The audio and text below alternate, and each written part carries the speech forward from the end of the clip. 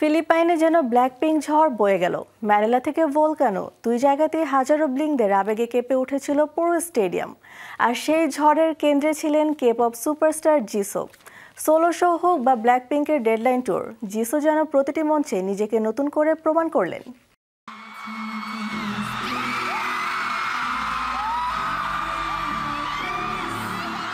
ফিলিপাইনের ম্যানিলা রাত ৮টা বাজতেই আলো স্রোত ছুটে যায় স্টেজের দিকে। সবার নজর যখন এক বিন্দুতে, সেই আলোতে ধরা পড়েন ব্ল্যাকপিঙ্কের এলিগেন্ট কুইন জিসো। বহু প্রতীক্ষিত এই সোলো কনসার্টে স্থানীয় ব্লিঙ্করা দুলিয়ে তুলেছিল গোটা শহর।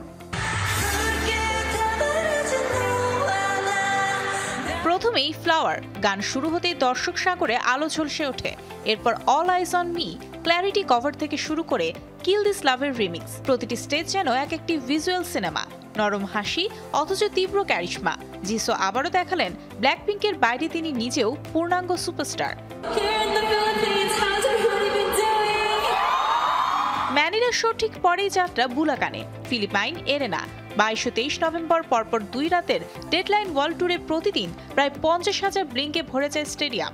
2 রাতেই সবচেয়ে বেশি আলো ছড়ান জিসো।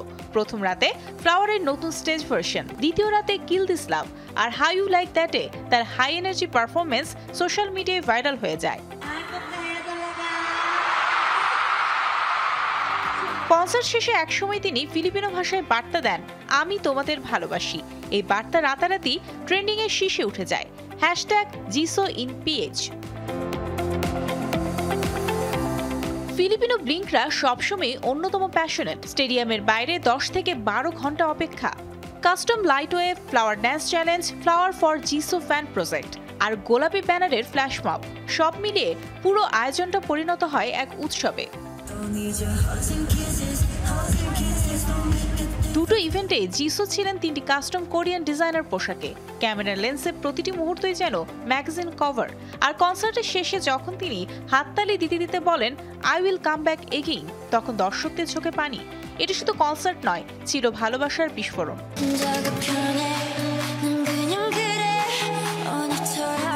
ম্যানিলা থেকে বুলাকান, জিসোর এই 2 অধ্যায় প্রমাণ করেছে একটাই কথা, ব্লিঙ্কদের হৃদয়ে তার আলাদা জায়গা আছে।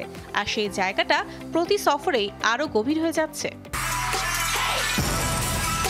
Mario Sen, showbiz tonight.